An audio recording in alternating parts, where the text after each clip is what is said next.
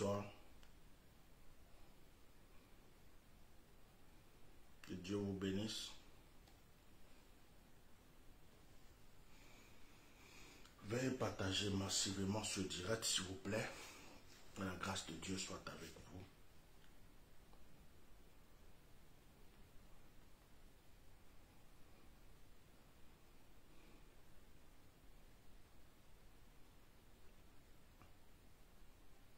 Veuillez partager massivement. Bonsoir.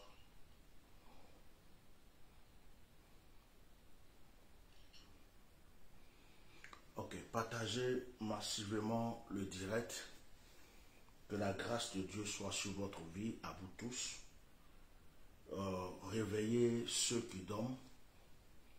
Réveillez ceux qui dorment. Réveillez tous ceux qui ne sont pas au courant qu'il y a un direct.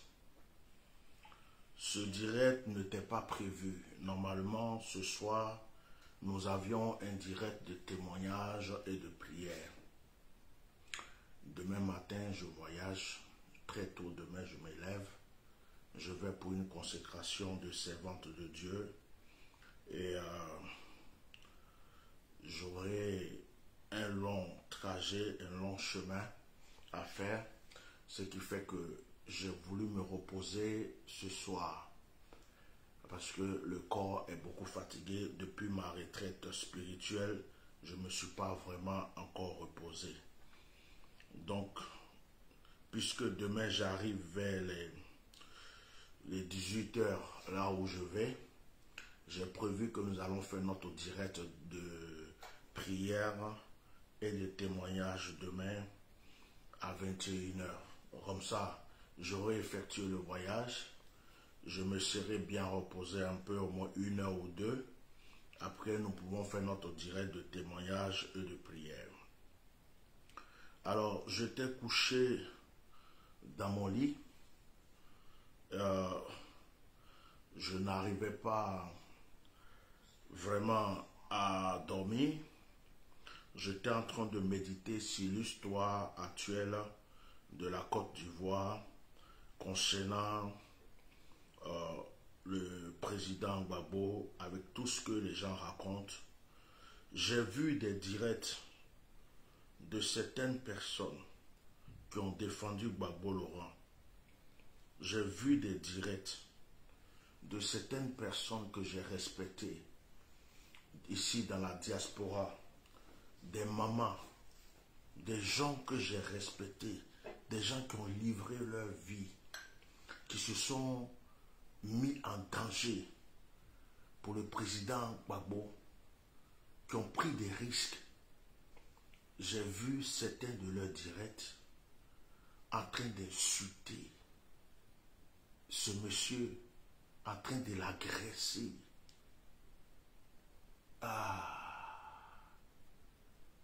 Mais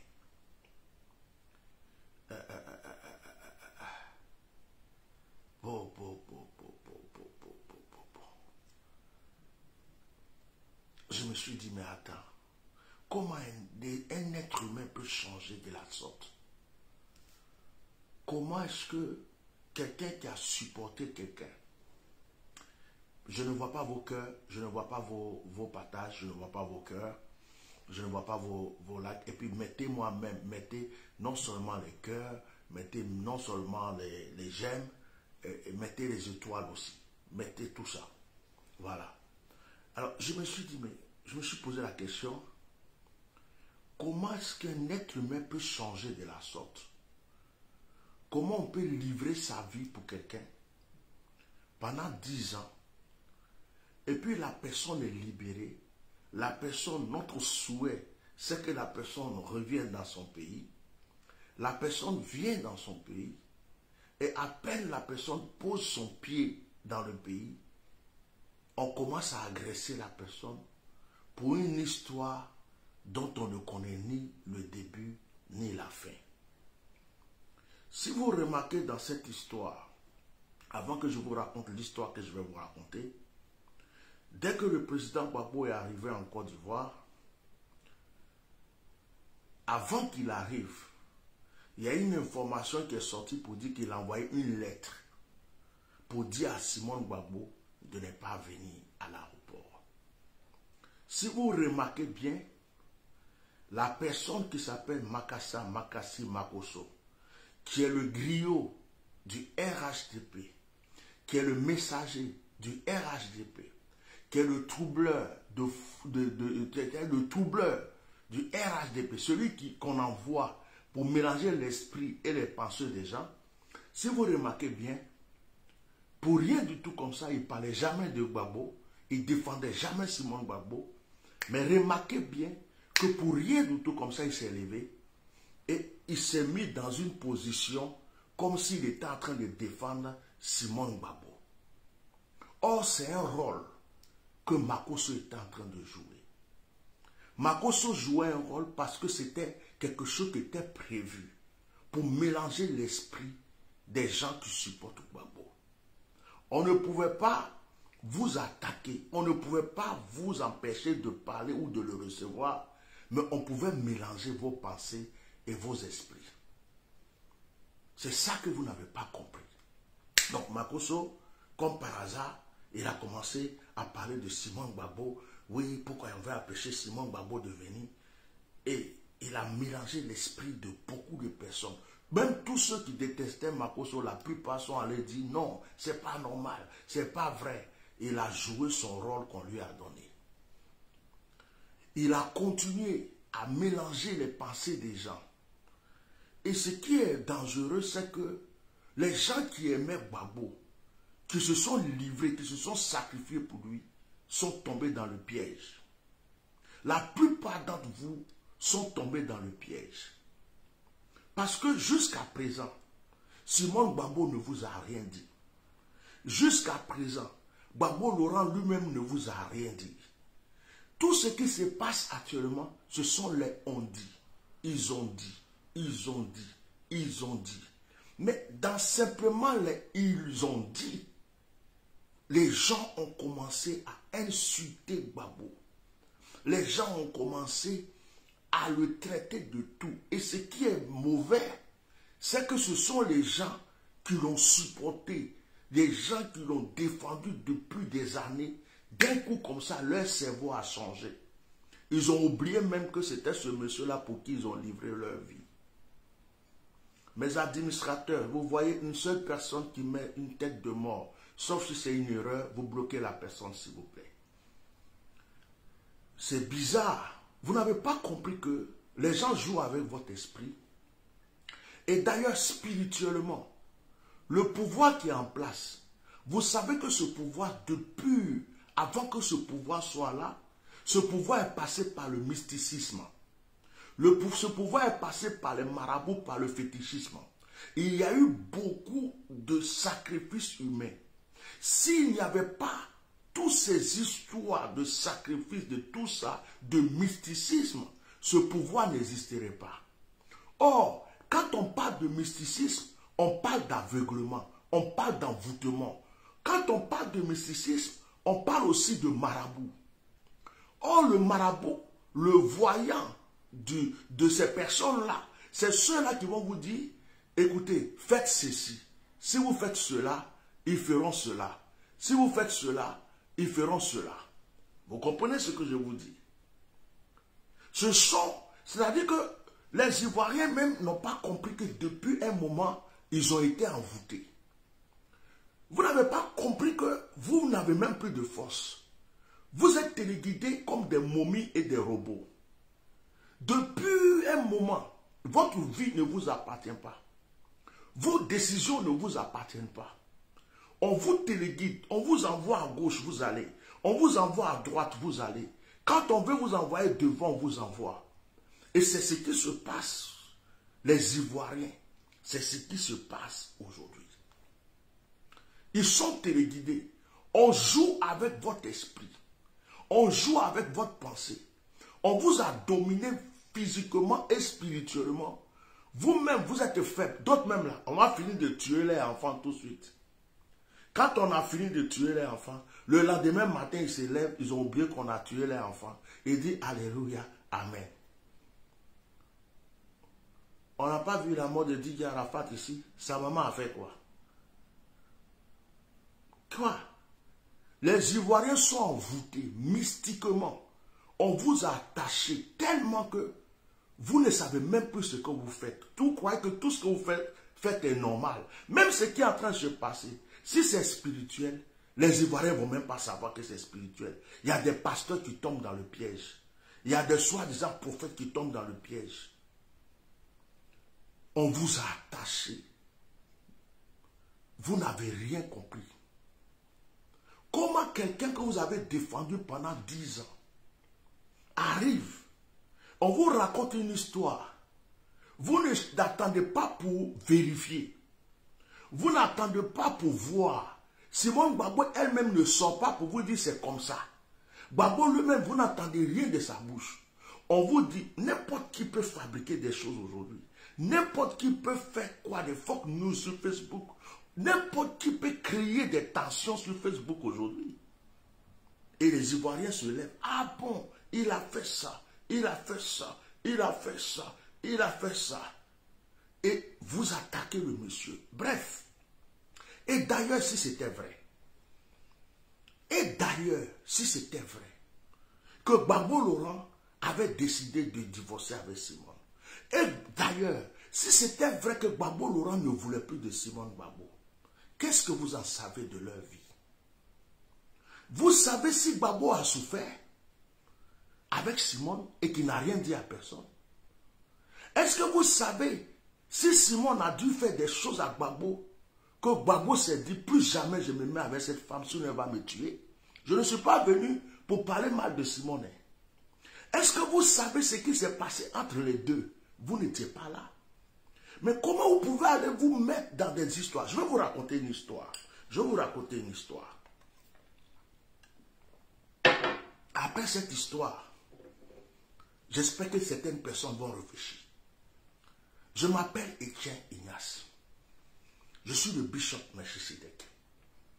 Je vais vous raconter une histoire qui me concerne moi personnellement. J'ai connu le Seigneur très tôt. Je ne prends pas l'histoire de quelqu'un d'autre. Je prends mon histoire pour parler dans cette affaire. J'ai connu le Seigneur très tôt. Au départ, j'étais un jeune louba. J'étais un jeune brigand. Le Seigneur m'a pris dans la rue.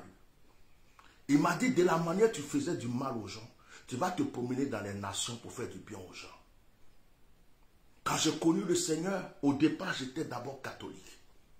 J'ai connu le Seigneur par un pasteur qui est de l'église la WEC, à AEC. Ce pasteur est venu à Yamoussoukro pour commencer une église. J'ai été l'un de ses premiers fidèles. C'est lui qui m'a amené au Seigneur Jésus. Il s'appelait Nguessan Lucien. Et quand ce pasteur Nguessan Lucien est parti, il y a le pasteur Jean Alao. Le pasteur Jean Alao qui a ses enfants là, qui chantent. Qui chantent. Jean Alao, Timothée et tout ça. Je les ai connus quand ils étaient petits. Quand le pasteur Jean Alao est venu, il enseignait à l'Institut biblique de Yamoussoukro. Je faisais partie de ses fidèles. On n'avait même pas encore de salle. On priait dans une école. Après, on a eu une salle. Tous les fidèles qui étaient dans l'église sont ceux que moi j'ai évangélisés de porte à porte pour envoyer à l'église. Parce que l'onction était sur ma vie. Je ne veux pas incriminer le pasteur Jean Alao parce que chacun a sa vision. J'ai été persécuté parce que je prophétisais. J'ai été persécuté parce que je parlais en langue. Et en ce moment, le pasteur Jean Alao, il trouvait que j'en faisais trop. C'est normal. C'est un père. Je ne vais pas aujourd'hui lui parler mal de lui. Je le respecte. J'ai appris beaucoup de choses du pasteur Jean Alao. J'ai appris beaucoup de choses. Comment préparer un message, comment prêcher. Cet homme m'a appris beaucoup de choses. Je ne suis pas là pour lui lancer des cailloux aujourd'hui. Mais toute épreuve que Dieu permet dans la vie d'un homme, c'est pour lui permettre de grandir. Et j'ai vécu beaucoup de choses. Jusqu'à ce qu'un jour, je quitte l'église AEC pour aller à l'église CMA. Et quand je suis arrivé à l'église CMA, il y avait le docteur André Kouadio. J'ai grandi avec les enfants du docteur André Kouadio, Othniel et puis Samuel. Donc le docteur André Kouadio me connaissait parce que je jouais souvent avec ses enfants. Et quand il m'a vu à l'église, il m'a dit, mais tu es converti? Oui. Tu es devenu pasteur? Oui. En fait, tu veux servir Dieu? Oui. Ok. Ils m'ont confié 11 églises des villages des Nanafoué. Et c'est moi qui gérais, au Foué Guécro, tous ces villages, je gérais ces églises. Mais quand je suis arrivé à l'église Sema, j'ai rencontré une fille.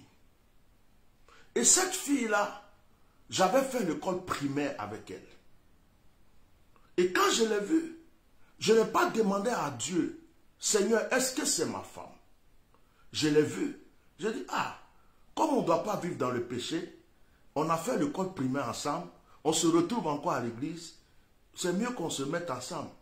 J'ai forcé mes parents, j'ai forcé l'église, j'ai forcé tout le monde à prier pour nous, pour qu'on soit ensemble. Mes frères et sœurs, j'ai vécu 9 ans de douleur. J'ai vécu 9 ans de souffrance. Je ne voulais pas que quelqu'un entende parler de ce que je vivais chez moi à la maison. 9 ans de souffrance. Oui. J'étais avec une femme rancunière. J'étais avec une femme qui rigolait devant les gens. Elle était un ange.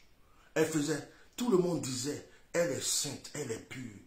Mais dans ma maison, dans ma chambre, dans mon salon, ce que je vivais, seuls mes enfants spirituels qui souvent dormaient à la maison pouvaient savoir ce que je vivais.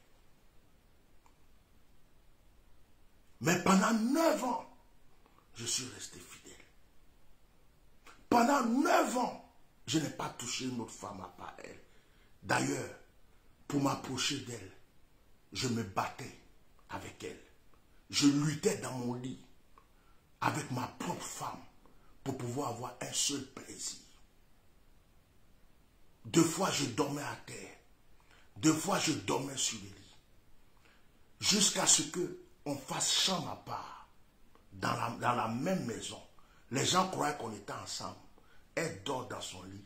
Je dors dans mon lit, dans ma chambre. Le matin, quand on se voit, les gens nous voient, on rigole. Quand je vais prêcher, personne ne sait que je vivais ça. Je n'ai raconté cela à aucun pasteur. Même tous les pères spirituels que j'avais, personne ne savait ce que je vivais dans ma chambre. Personne. Je passais mon temps à jeûner, à prier, pour oublier ça.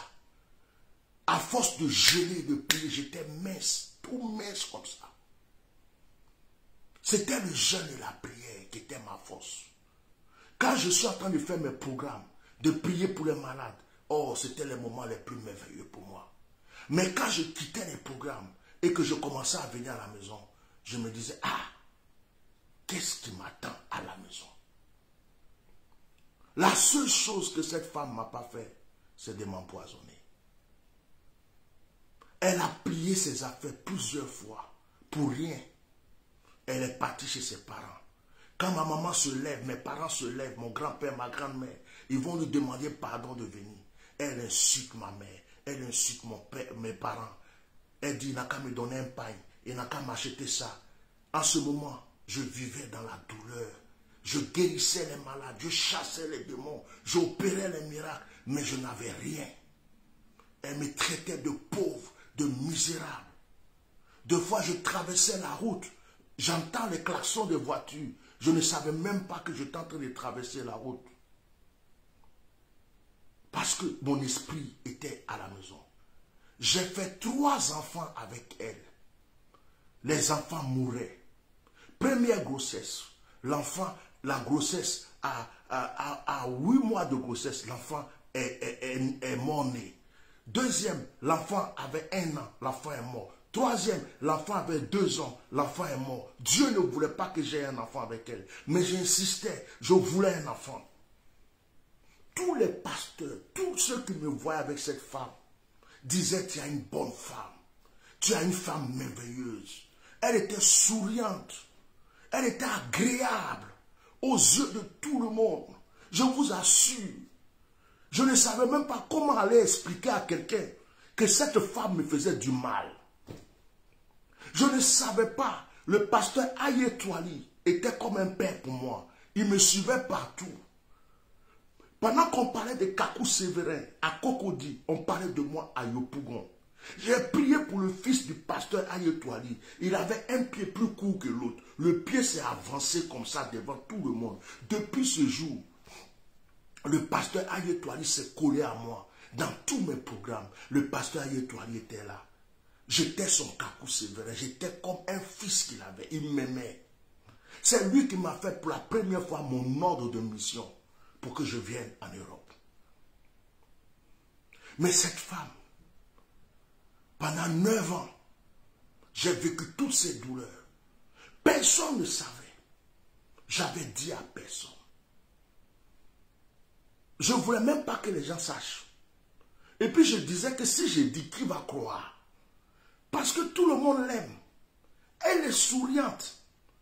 Elle est agréable. Quand on la voit, je vous assure, il n'y a pas quelqu'un qui va dire la femme là peut me faire ce qu'elle me faisait. Rancunière. Un jour, je lui ai dit, on parlait de quelque chose. Et puis elle me dit, tu ne te rappelles pas, ça fait 1 an que tu m'avais dit ça. Je dis, aïe! Donc depuis 1 an, on parlait que je t'ai dit telle chose en rigolant. Tu as gardé ça depuis 1 an. Tu fais à manger, je mange. Tu es là, on est ensemble depuis 1 an. J'ai compris que j'avais quelqu'un qui pouvait me faire du mal. Je vais vous expliquer aujourd'hui, c'est comme si je vais me confesser un peu. Pendant ce temps, je vivais dans la sanctification, dans la pure sanctification. Dans la pure sanctification. Seuls mes enfants spirituels, mes enfants qui pouvaient savoir ce que moi je vivais. Ouais, je regarde les gens dans leur couple, tout ça, je les enviais. Je voyais comment mon frère Sidney Yoboué était avec sa femme, comment les autres étaient avec leurs femmes. Je disais, waouh, mais moi je souffrais dans mon couple. Même à mes frères comme Sidney Yoboué, mes frères, mes amis, j'avais jamais dit, Gagui Pascal, pasteur Félix Kwame, toutes ces personnes, j'avais jamais expliqué à quelqu'un ce que je vivais. Je ne voulais pas en parler. On me respectait trop. Prophète Ekénias, celui qui arrive, qui souffre, les gens tombent, ils prennent le foulard, les malades sont guéris, j'enlève ma veste, il y a des miracles. Comment moi je vais aller m'asseoir devant quelqu'un pour dire aux gens, voilà ce que je vis dans ma chambre? Comment je vais aller m'asseoir pour dire à quelqu'un, voilà ce que je vis dans ma maison? Ah, c'était une honte pour moi. J'ai gardé ça. Au bout de 9 ans, j'ai bien dit 9 ans, je commençais à avoir des songes. Et le Seigneur me dit, si tu ne quittes pas dans ça, tu vas mourir. Si tu ne quittes pas dans ça, tu vas mourir.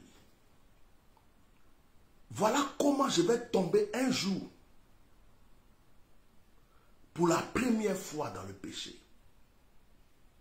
Moi qui étais si consacré, j'étais en train de pleurer dans mon salon. Et puis j'ai une de mes filles qui était là.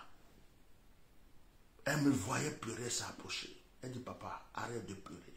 La femme là avait pris ses affaires, elle était partie et je pleurais. Et puis, dans consolation là, je suis tombé. Oh Dieu là, je vais vous parler.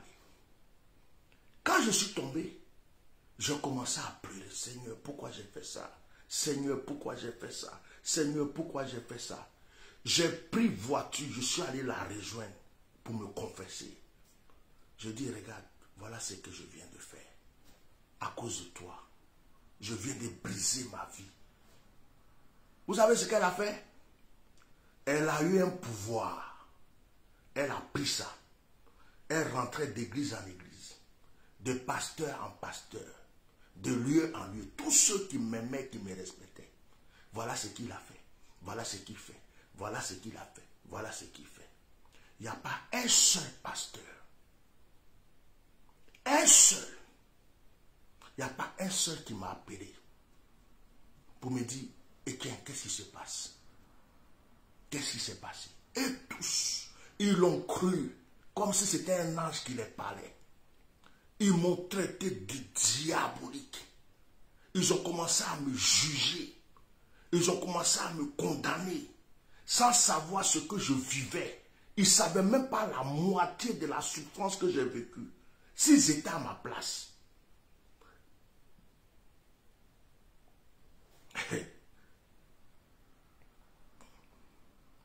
Et j'ai décidé, je lui ai dit, je vais te montrer que je suis un homme. Maintenant, là, il m'en fout de toi.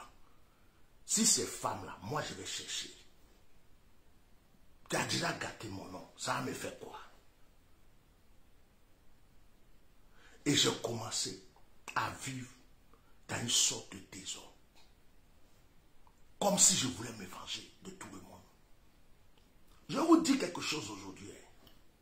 Vous qui rentrez dans la vie des gens, qui jugez les gens là, vous ne savez pas ce que les gens vivent. Vous n'êtes pas dans leur intimité. Mais vous venez ouvrir vos bouches alors que vous avez vos problèmes chez vous à la maison. Au bout de 9 ans, une fois même j'ai eu un accident. La voiture a fait tonneau 4 fois. J'ai failli mourir. À cause de cette femme. J'ai souffert. Et un jour, le Seigneur me dit quitte là. Malgré que Dieu m'a dit quitte là, j'ai commencé à venir en Europe. Elle a vu des pasteurs pour gâter mon nom. Il y a un des pasteurs que je vais taire encore le nom. Il a appelé en France. J'étais connu par beaucoup d'églises françaises. Il a dit ne le recevez plus. Il est comme ça, il est comme ça. Ils m'ont fermé tous les portes. Il y a un pasteur ivoirien, il était le seul pasteur que je connaissais ici en France. Il ne m'a même pas fait asseoir pour me demander, mon frère, qu'est-ce qui se passe? En plein hiver, il m'a jeté au dehors. Je ne connaissais personne en France. C'est là que j'ai commencé à dormir chez des païens. Je commençais à dormir dans des voitures, dans des maisons, dans des salons. Je souffrais. Tous les chrétiens évangéliques m'avaient rejeté à cause d'une femme. Sans savoir qu'est-ce que j'avais vécu comme douleur avec cette femme. Sans savoir la misère que j'ai vécue pendant 9 ans. Ils m'ont tous rejeté. Ils ont détruit mon ministère. Et encore, le ministère que j'ai laissé entre ses mains en venant en Europe, elle a voulu prendre le ministère. En fait, elle n'est pas appelée pour servir Dieu, mais elle voulait être responsable, servir Dieu. Et il y a un autre pasteur qui a fait concurrence avec elle. Lui aussi, il a pris le ministère. Actuellement, il marche avec des tapettes à Abidjan. Elle aussi, elle est partie, elle est devenue deuxième femme d'un musulman quelque part. Ils ont brisé tout mon ministère, toute ma vie, tous mes efforts que j'ai faits. Vous comprenez? Je vous parle aujourd'hui. Donc, vous qui n'aimez pas les vérités, ça veut dire que vous avez des problèmes dans vos familles, dans vos foyers. Et ce qui me fait mal, je vois des femmes qui ont été divorcées. Je vois des femmes qui ne respectent pas leur mari à la maison. Je vois des femmes qui ont déjà avorté. Je vois des femmes qui ont déjà trahi leur mari. Quand on regarde le problème de Gbagbo là, regardez, c'est plus les femmes qui parlent. Parce que c'est comme si dans leur esprit, elles sont en train de défendre une femme. Mais déjà de 1, vous ne savez même pas si c'est vrai. De 2, on n'est pas venu vous confirmer que c'est vrai. De 3, vous-même, votre vie, elle est comment? Est-ce que votre combat politique, c'est une histoire de défense de femmes ou défense d'hommes? On ne peut pas rentrer dans la vie d'un couple. Aujourd'hui, il y a beaucoup de pasteurs qui souffrent. La dernière fois, il y a un jeune qui m'a appelé d'une église. Il m'a appelé, il dit, on a des problèmes dans l'église. Dès qu'il m'a expliqué, je lui dis, fils, la femme du pasteur est une sorcière. Il me dit, papa, c'est une confirmation. Le pasteur même en souffre, il sait ça. La femme du pasteur, celui qui est au-dessus de l'église, sa femme est sorcière. C'est elle qui fait que l'église n'avance pas. Si demain ce pasteur se lève, il dit, je vais quitter cette femme parce que à cause de mon ministère n'avance pas, on dit le pasteur elle a divorcé, le pasteur il a fait ça, le pasteur il a fait cela. J'ai fait exprès aujourd'hui pour vous raconter cette histoire. Ce n'est pas l'histoire de quelqu'un, c'est mon histoire. L'histoire qui m'a brisé, parce que j'ai fait l'erreur de ne pas raconter des choses aux gens. Parce que j'ai fait l'erreur de croire que moi, ce que je vivais, si je racontais, Les gens, j'en ai parlé à personne. Mais j'ai été brisé. Frère, il y a des couples, ce qui se passe dans leur chambre, s'ils pouvaient venir s'asseoir pour vous dire, vous ne connaissez rien, vous ne savez rien. Si je suis venu raconter ça, ce n'est pas pour défendre Gbagbo, ou ce n'est pas pour défendre, démolir Simon Gbagbo, non, loin de là. C'est une dame que je respecte. Gbagbo Laurent est un homme que je respecte. La seule chose que je veux vous dire, c'est que quand on ne comprend pas des choses, il faut prier. Quand on ne comprend pas des choses, il faut prier. Il faut prier pour les gens. Si vous aimez vraiment Gbagbo, priez pour lui. Si vous aimez Simon Gbagbo, priez pour elle. Mais vous ne pouvez pas vous lever pour insulter Simon Gbagbo, comme vous ne pouvez pas vous lever pour insulter Gbagbo. Et en plus, on ne sait même pas si c'est vrai. Vous ne pouvez pas. Vous rentrez dans le jeu des manipulateurs comme Makosso. Actuellement, Makosso est au Bénin. Makosso est parti chercher encore plus de fétiches pour venir vous aveugler. Il y a beaucoup de personnes qui me voient aujourd'hui, ils pensent que c'est maintenant que j'ai commencé à servir Dieu. J'ai commencé à servir Dieu. J'ai commencé à servir Dieu. En ce moment-là, il y a des gens, vous entendez parler d'eux aujourd'hui, comme des grands hommes de Dieu, tout ça en Côte d'Ivoire, ils n'existaient pas. Je fais partie de la génération de Kakou Sévérin. C'est nous, on a débroussaillé. C'est nous, on a nettoyé. Quand on dit onction là, c'est nous, on a commencé en Côte d'Ivoire. À ce moment, il n'y avait même pas feu étranger. C'était onction pure et propre. La plupart de ceux qui servent Dieu en Côte d'Ivoire, on entend parler de des révérends, tout ça, sont nos enfants spirituels. Ce n'est pas pour me glorifier. Je suis un homme ouin. Et moi, je ne fais pas semblant. Je n'ai pas besoin d'exposer, de me cacher. Vous savez pourquoi? Je suis déjà un cabri qui était mort, qui a été ressuscité et qui est devenu un lion.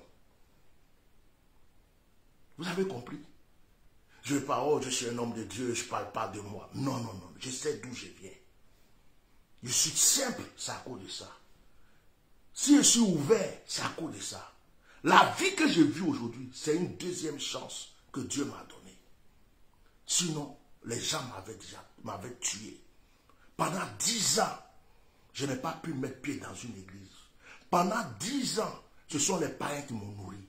Pendant 10 ans, j'ai eu mes yeux pour pleurer. Ma maman est décédée. Même 1 franc, 5 francs, je ne pouvais même pas avoir à ses funérailles. Tellement je vivais la galère dans cette France. Les chrétiens m'ont rejeté, les évangéliques. Je rentrais dans une église catholique et puis je priais calmement. Quand je vois les gens arriver, je sors. Je partais à Lourdes pour invoquer Dieu, pour dire pardon Seigneur. Ici, là, on dit c'est là que tu es. Tu viens, Seigneur, aide-moi. Je demandais une seule chose à Dieu. J'avais tout perdu. Je croyais que j'avais une femme, je l'ai perdue. Je croyais que j'allais avoir des enfants, j'ai perdu. Ma mère est décédée, mon père est décédé. J'avais plus rien. J'ai dit à Dieu, Seigneur, je te demande une seule chose. Donne-moi une famille. Si tu me donnes une famille, je te resservirai avec force, avec puissance. Quelle que soit la situation, j'irai là où tu veux. Et Dieu m'a exaucé. Il m'a donné une famille. Aujourd'hui, il y a des gens qui voient ma femme, voient mes enfants. Ils pensent que je les ai ramassés dans la rue. Mais j'ai payé le prix. J'ai payé le prix. Vous avez compris? Quand j'ai vu ma femme la première fois, Dieu me dit c'est ta femme. Je dis non, elle est trop jeune. J'ai dit non, elle est trop sapée. J'ai dit non, est-ce que c'est là? Mais ma femme, je l'ai connue, elle était catholique, même pas pratiquante. C'est moi qui lui ai parlé de Jésus. C'est moi qui l'ai baptisée dans l'eau. C'est moi qui ai prié pour qu'elle ait le baptême du Saint-Esprit. Et elle m'a suivi dans mon ministère. Dès que le Seigneur m'a relevé, Dieu l'a envoyé dans ma vie. Quand on ne connaît pas les gens, des fois on les juge. Quand on ne connaît pas les gens, des fois on les condamne. Quand on ne connaît pas les gens, on est derrière puis on dit des choses. Si vous voyez que je dis toujours aux évangéliques, je ne suis pas évangélique, je ne suis pas catholique, je ne suis pas protestant, je suis croyant. Ça veut dire que je ne crois à aucune église aujourd'hui. Je crois en Jésus-Christ de Nazareth. Je crois en Dieu. Dans ma douleur, ce n'est pas un pasteur qui m'a aidé. Ce n'est pas une église qui m'a aidé. Ils m'avaient tous rejeté. J'ai crié à Dieu. Je regardais le ciel. Et Dieu m'a répondu. Et ce Dieu-là, c'est en lui seul que je crois. Lui seul peut me juger. Ne jugez pas les gens, car vous ne connaissez pas leur vie. Vous ne savez pas ce qui se passe dans les couples. Et puis, les gens qui font la politique, c'est dangereux. C'est dangereux. Hier, j'étais assis, j'ai eu une vision. Quand j'étais en train de penser à ce couple, je faisais, c'est comme si je dormais, et puis j'ai eu une vision. Dans ma vision, c'est comme si je suis retourné au bombardement, où on était en train de bombarder Gbagbo et Simone. Et je les ai vus dans une pièce. Et je voyais Gbagbo, il dit, je vais sortir. Je vais sortir. Ils sont en train de tuer les Ivoiriens. Je vais sortir. Il faut que ça s'arrête. Et j'ai vu Simone qui l'a attrapé. Elle dit, tu ne sors pas. Tu ne sors pas. Les pasteurs ont dit, il y a des prophéties qui sont sorties. Dieu est avec nous. Il n'y a rien qui va se passer. Tu ne sors pas d'ici. Il dit, je vais sortir. Et elle l'a attrapé. Et puis elle a sorti une parole. Je t'avais dit que si tu ne peux pas être président de la République, je t'avais dit que si tu ne veux pas être président de la République, je pouvais l'être à ta place. Je suis déjà président de l'Assemblée. Je suis déjà bien placé dans le parti. Si tu penses que tu ne peux plus là, laisse-moi, je vais prendre ta place. Ne laisse pas les gens prendre notre gloire. Ne laisse pas. Et puis, je vois Gbagbo qui luttait. Et puis à un moment, il est assis calmement. Et après, quand les choses sont passées, il lui a dit, tu as vu? Tu as vu dans quoi tu m'as mis? Mes yeux se sont ouverts. J'ai dit, mais c'est quoi cette vision? C'est quoi cette vision?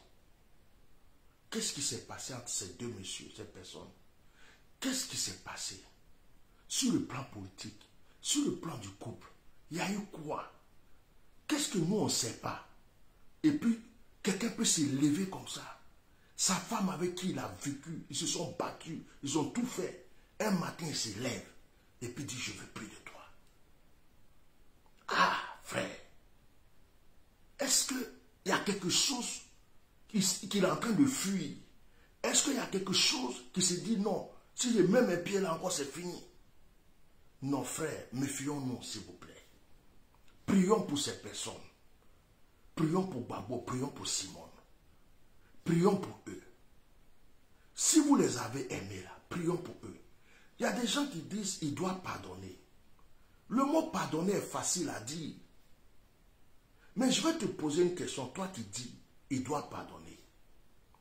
Si tu as une femme, c'est un exemple, hein, que tu as surpris un jour en train de mettre du poison dans ton plat. Elle voulait te tuer pour aller avec quelqu'un d'autre. C'est un exemple. Hein. Et puis tu l'as vu. Je n'ai pas dit qu'elle t'a trompé pour coucher avec quelqu'un. J'ai dit qu'elle était en train de mettre du poison dans ton plat pour que tu meurs. Et puis tu arrives, tu vois. Tu l'as attrapé. Quelle serait ta réaction? Même si tu l'as pardonné, est-ce que tu vas vouloir vivre avec cette femme encore? Pour la protection de ta vie. C'est juste un exemple. Je n'ai pas dit que c'est ça qui s'est passé. Parce que je veux vous choquer pour que vous compreniez certaines choses. Sur le plan de la politique, c'est comme les films que nous regardons. Qu'est-ce qui prouve que Simone Gbagbo, depuis que Gbagbo est parti doter cette femme, elle n'a pas gardé rancune? Qu'est-ce qui prouve qu'elle n'a pas son clan? Elle n'a pas préparé elle aussi ses plans pour dire que je vais prendre le nom de Gbagbo pour devenir président de la République. Et que Gbagbo aussi, lui aussi, il a vu ça. Pour dire que la femme ne m'aime plus. Mais c'est mon nom, elle veut prendre pour régner. Donc je vais me séparer d'elle. Est-ce que ça aussi vous le savez? Moi, je pose juste des questions. Hein. Je suis serviteur de Dieu, je ne suis pas dans ça. C'est juste des questions que je pose. Est-ce que ça, vous le savez peut-être? Vous ne savez pas. Vous ne savez rien. Si c'est Gbagbo qui est réellement une victime, ou si c'est Simone qui est une victime, vous ne pouvez pas savoir. Puisque Gbagbo n'a pas parlé, Simone n'a pas parlé. C'est vous qui parlez. Les gens vous envoient des nouvelles, vous parlez. Méfiez-vous. On a déjà vu des gens. On a déjà vu une femme qui a payé des gens pour dire « Allez-y tuer mon mari. Comme ça, je vais garder l'héritage. » Nous-mêmes, on est serviteurs de Dieu, on prie pour des gens. On a déjà vu des choses. Donc, quelqu'un qui se lève un matin, à son âge, et qui se dit « Je ne veux plus être avec cette personne », c'est qu'il y a quelque chose qui ne vous a pas expliqué. Si c'est vraiment ça, si Gbagbo avait dit qu'il va divorcer, vraiment. Parce que pour le moment, c'est les on-dit. Moi, je ne suis pas dans les on-dit. Je n'ai pas entendu ça de sa bouche. Mais si c'était vraiment ça, c'est qu'il y a quelque chose que vous ne savez pas, que vous ne pouvez pas savoir. L'ambition politique est très dangereuse. Sortez des émotions. Même à l'église, il y a des femmes pasteurs qui ont tué leur mari pour devenir maman prophétesse à l'église. Elles ont pris le nom de leur mari. Si ce n'était pas le nom de leur mari, personne n'allait les connaître, personne n'allait les suivre, personne n'allait les aimer. Mais elles sont restées comme si elles aimaient le monsieur. Et puis elles ont tout fait pour éliminer le monsieur pour que, parce qu'elles avaient tout pour qu'on dise que c'est la maman qui gère. Méfiez-vous. Moi, je crois que Gbagbo n'est pas bête. Je crois qu'il n'a pas perdu sa tête. Je crois que quelqu'un qui s'est défendu à la haie, les discours que cette personne a donnés, cette personne qui a fait une interview il n'y a pas longtemps, si c'est vraiment la même personne, c'est qu'il est malin, c'est qu'il est intelligent, c'est qu'il sait ce qu'il fait. Mais nous, qui sommes là, je bénis la vie de tous ceux qui insultent. Que Dieu vous bénisse. Que Dieu vous bénisse. Ce soir-là, je n'insulte personne. Je suis pasteur maudit. Quand tu me vois, s'il ressemble à un maudit, c'est bon. Mais toi, tu viens de prendre une malédiction. Si tu crois que Facebook, on écrit et puis ça passe comme ça, là, tu viens de te faire maudire parce que je suis là, je suis entouré d'anges. Tu vas voir dans ta vie bientôt et tu sauras si tu avais le droit de venir insulter un homme de Dieu comme moi. Donc, je prie même déjà pour toi. Continue. Parce que vous croyez que vous êtes sur Facebook là. Vous êtes fanatique. Vous êtes sur Facebook. Vous croyez que Facebook vous protège. Facebook ne va pas te protéger d'un démon qui va chez toi. Facebook ne va pas te protéger d'un ange qui va chez toi. Si je me mets à genoux que je prie, Facebook ne peut pas protéger ma prière que j'ai lancée contre toi. Donc, Facebook vous blague. Et vous venez vous asseoir. Des fois, vous insultez des autorités. Vous insultez des gens. Vous ne les avez jamais vus. Vous ne savez même pas comment ils sont. Vous vous créez des problèmes, des malédictions. Et après, vous courez dans les églises, dans des endroits. Tu ne connais pas un homme de Dieu. Il te dit, tu es un pasteur maudit. Quand tu regardes ma vie, ça ressemble à quelqu'un qui est maudit. Tu veux savoir ce que c'est que la malédiction? Je l'envoie chez toi. Toi qui as écrit pasteur maudit, à partir d'aujourd'hui, tu vas reconnaître maintenant ce qu'on appelle la malédiction. Tu vas vivre dans ça jusqu'à ce que tu te répandes. Comme ça, tu sauras qu'il y a des mots qu'on ne sort pas comme ça. Moi, ma vie là, aujourd'hui je dis, je dépends de personne. Si demain, je dis, je vais marier 3 femmes, 4 femmes, c'est moi. Si je dis, je vais devenir féticheur, c'est ma vie. Je vais devenir musulman, c'est ma vie. Parce que ce que j'ai vécu dans ma vie, et puis tout le monde m'a abandonné, je ne dois rien à personne aujourd'hui. Il y a des gens qui vont dire, oh, chrétien ne fait pas ça. Chrétien ne s'habille pas comme ça. Un pasteur parle. Quand moi je souffrais, tu étais où? Quand on m'a rejeté pendant 10 ans que j'avais rien et que je souffrais dans la rue, tu étais où? Tu étais là. Est-ce que si Dieu ne m'avait pas relevé, toi tu allais me connaître? Et puis aujourd'hui tu vas venir me juger, ça va me faire quelque chose? Je m'en fous. Là où je suis là, si j'ai envie même de vivre dans le péché, je vais vivre. Et puis je vais filmer pour montrer à tout le monde, ce n'est plus mon problème. La seule personne que je crains, c'est Dieu. Les hommes, ça ne me dit rien. C'est pourquoi vous voyez ma manière d'être. Voilà. C'est pourquoi vous voyez ma manière d'être. Vous avez compris? Donc, je suis venu donner des conseils. Ceux qui sont révoltés, qui insultent Simon Gbagbo, arrêtez. Arrêtez. Allez-y droit au but. Votre objectif, ce n'est pas de rentrer dans le groupe des gens. Ceux qui sont révoltés, qui insultent Gbagbo Laurent, arrêtez. Votre objectif, ce n'est pas de juger sa vie de couple. Vous ne savez pas ce qui se passe. Vous ne savez pas et vous ne le saurez jamais. Si on ne vous a pas dit réellement. Ne vous mêlez pas des choses dont vous ne connaissez pas la source. En réalité, vous avez suivi ce monsieur. Est-ce que, moi je ne comprends pas. Bon, vous êtes en train de faire quelque chose qui ressemble, c'est-à-dire qu'on a l'impression qu'il y a un parti qui s'appelle Simon Gbagbo et il y a un parti qui s'appelle Gbagbo Laurent et puis ces deux partis se trouvent dans le FPI. Non. Même Simon s'appelle Simon Gbagbo. Ça veut dire que le nom qui a fait même que vous avez connu Simon, c'est Gbagbo. Quand vous êtes parti à La Haye, c'était Gbagbo. Aujourd'hui, c'est devenu autre chose. Ton papa et puis ta maman sont en train de faire palabre. Toi, tu es qui pour insulter ton père ou ta mère? Tu leur demandes pardon, c'est tout. Papa, pardon. Maman, pardon. Arrêtez. Papa, pardon. Papa, pardon. Maman, pardon. Tu rentres dans ta chambre. Tu pries pour eux. C'est comme ça un enfant se comporte.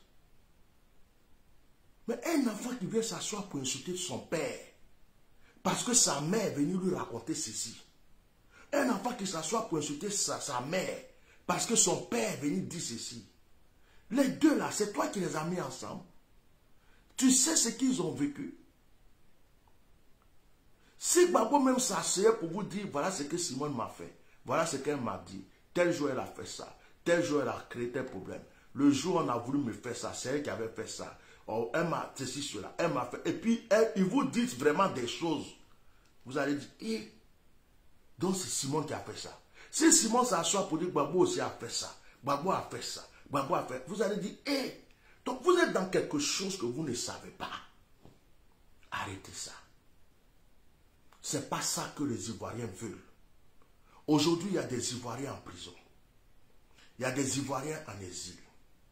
Il y a des Ivoiriens qui ont tout perdu. Leur maison, leur travail, leur famille. Les Ivoiriens ne sont pas là pour gérer un problème de couple. Les Ivoiriens veulent une liberté, une tranquillité, une paix absolue. Dans ce monde, on est libre. Demain, je peux me lever et vous dire je suis plus chrétien, c'est ma liberté. Je peux vous dire je suis devenu musulman, c'est ma liberté. Je peux venir vous dire, moi mais je ne crois plus en Dieu, c'est ma liberté. Je peux me lever demain pour dire à ma femme, je t'aime plus, je veux pas une autre femme. C'est ma liberté. On est libre. On est libre. De la manière que tu es libre et que tu te crois libre, les autres aussi sont libres. Vous avez compris? Donc, et ce qui m'étonne dans cette histoire, c'est que ce n'est pas une histoire nouvelle. Avant les bombardements et tout le monde savait que Gbagbo avait une deuxième femme. Gbagbo est parti, il a été bombardé, il a été en prison. Tout le monde savait que sa deuxième femme était là. Il est sorti de prison, il a rejoint sa deuxième femme. Et pendant que Gbagbo avait rejoint sa deuxième femme, vous étiez en train de le défendre. Vous étiez en train de le supporter. Il était chez Nandi Baba avec elle en Belgique. Les deux ont pris avion. Ils sont rentrés en Côte d'Ivoire. Dites merci à la femme de lui avoir donné à manger, de ne l'avoir pas empoisonné. Simone Gbagbo aussi s'est battu pour lui. Dites merci à Simone Gbagbo d'avoir continué à parler de lui et de trucs.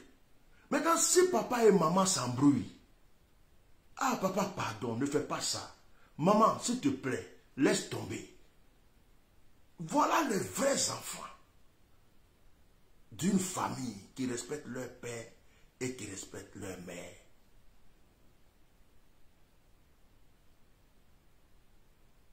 Mais tu te lèves, tu maudis ton père, tu insultes ton père, tu insultes ta mère, tu maudis ta mère.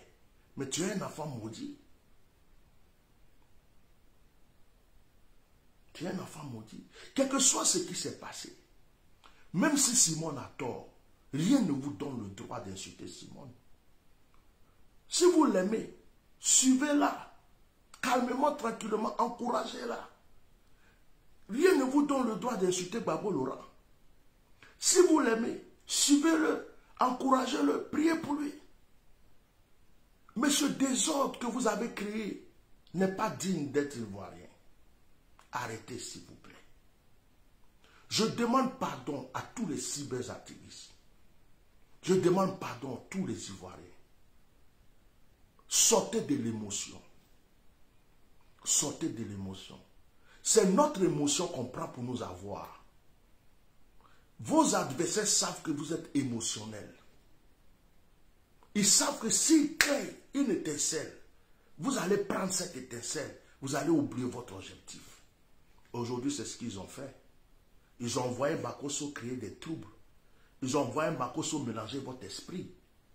Et puis ça a pris, ça a vraiment pris. Il y a même d'autres qui étaient contre Makosso qui font direct aujourd'hui pour remercier Makosso. Pourtant, ils disent qu'ils sont gore. Mais le même Makosso là, pendant l'histoire du 3e mandat, c'est pas lui qui a appelé les pasteurs évangéliques pour insulter les gore. Il n'a pas insulté les gore. Il n'a pas attaqué l'opposition. Il n'a pas injurié toute l'opposition. Ce n'est pas le même Makosso. Ce n'est pas le même Makosso qui a défendu le 3e mandat. Ce n'est pas lui que quand on tuait les gens, les Toussaint, les tout ça là, il a fait comme s'il n'a pas vu. Vous croyez qu'il a changé et qu'il aime Simone Gbagbo? C'est faux. Il joue son rôle. Il est payé pour ça. On l'a envoyé pour créer le trouble dans votre esprit. Parce que les gens vous ont étudié. Les gens vous ont examiné. Les gens savent que vous êtes émotionnel. Les gens savent que s'ils créent un sujet, un petit truc, et encore là, ils ont été gentils. Si on vous disait que Gbagbo, dès qu'il est arrivé, il a violé une petite fille de 16 ans, alors là, c'est vrai ou c'est faux, vous avez fini de tuer Gbagbo. Pour terminer, j'ai regardé une vidéo hier, un film nigérien. Il y a une femme qui a oublié son argent à la maison. Elle est montée dans le transport avec un monsieur, transport public. La femme descend. Elle va directement vers le monsieur, elle accuse le monsieur. Elle dit que le monsieur a volé l'argent qui était dans son sac. Le monsieur dit, madame, je n'ai pas pris ton argent. Elle dit, tu as volé, tu es un voleur. Les gens qui passaient se sont mis à tabasser le monsieur. Ils ont frappé le monsieur. Ils ont pris des punais. Ils ont brûlé le monsieur. Quand le monsieur est mort, l'enfant de la femme vient. Maman, maman, tu as oublié ton argent sur la table à la maison. La femme prend l'argent. Elle regarde le monsieur qui est en train de mourir. L'argent est dans sa main. Le monsieur est déjà mort. Elle a accusé un innocent. Le monsieur est mort. Elle a accusé d'avoir volé sans preuve.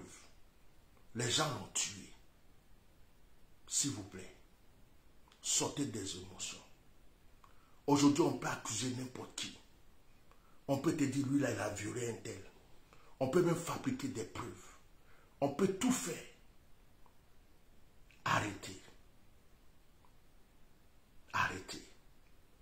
Heureusement, on ne nous a pas dit que Gbagbo, quand il est rentré, sa première nuit, il est parti violer une petite fille de 14 ans. Heureusement qu'on ne nous a pas raconté ces genres d'histoires. Mais de la manière que vous êtes là, les gens peuvent continuer à mentir. Les gens peuvent créer des histoires. Oh, aujourd'hui, il y a eu ça. Aujourd'hui, Gbagbo a fait ça. Aujourd'hui, Simon a fait ça. Aujourd'hui, Gbagbo a fait ça. Et vous allez oublier votre vrai combat. Vous allez oublier votre vraie lutte. Vous allez oublier ce pourquoi vous êtes battu depuis 10 ans. Arrêtez de vous distraire. Pardonnez-vous les uns les autres. Vous qui vous êtes déjà insultés. Appelez-vous, pardonnez-vous.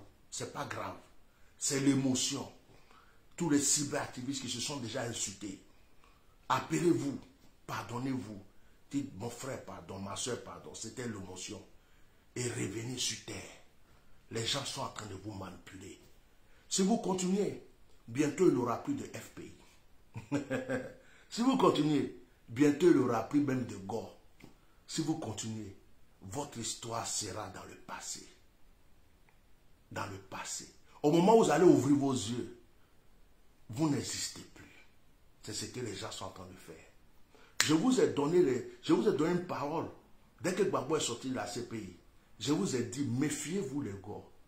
Dieu m'a montré qu'ils vont vous diviser pour mieux régner. Vous-même là, vous allez vous diviser entre vous. En ce moment, vous étiez tous soudés. Quand je vous ai donné cette parole, personne n'a cru. Aujourd'hui, regardez comment vous êtes. Morceau par morceau. Je suis venu vous dire encore aujourd'hui, vous pouvez vous ressaisir. Vous pouvez. Appelez-vous les uns les autres. Demandez-vous pardon. Donnez des messages de paix, de réconciliation entre vous. S'il vous plaît, il est encore temps de le faire. C'est pas tard. Demandez, ceux qui ont insulté Gbagbo, demandez-lui pardon. Ça peut arriver qu'un enfant se trompe. Dites papa pardon, on s'est trompé. Les gens nous ont manipulés. Ceux qui ont insulté Simone, dites maman pardon. Les gens nous ont manipulés. Ressaisissez-vous. Et puis allez-y droit au but. Votre combat. Ce pourquoi vous avez lutté depuis 10 ans. Suivez ce combat. Sinon les gens vont vous éliminer. Ils vont vous tromper, vous mentir, vous mélanger. Leur plan est déjà tracé. Et vous êtes tombé déjà dans leur piège. Que Dieu vous bénisse. Passez une bonne nuit, je vais me reposer. Demain j'ai un long voyage à faire. Voilà. Je précise que concernant ma vie et mon passé, j'ai pardonné tous ceux qui m'ont fait du mal. Mon passé m'a beaucoup enseigné. Mon passé m'a formé. Et c'est mon passé qui a fait de moi aujourd'hui Melchisedec. Je ne pense plus à mon passé. J'étais tout jeune. Je n'avais même pas encore 25 ans. J'étais très jeune. Dans mon passé que j'ai vécu, c'est un passé d'enfant. C'est un passé de jeune. Maintenant, je suis mature. Maintenant, je suis adulte. Donc, on ne peut pas prendre mon passé pour venir poser sur moi actuellement. Aujourd'hui, je vis ma vie d'adulte. Mon passé m'a enseigné et mon passé a fait de moi celui que je suis aujourd'hui. Donc, j'ai rendu ce témoignage parce que je n'en ai pas honte. Si je n'avais pas vécu ça, je n'aurais pas eu d'histoire à vous raconter aujourd'hui. Donc, que Dieu vous bénisse. Passez une très bonne nuit. Shalom.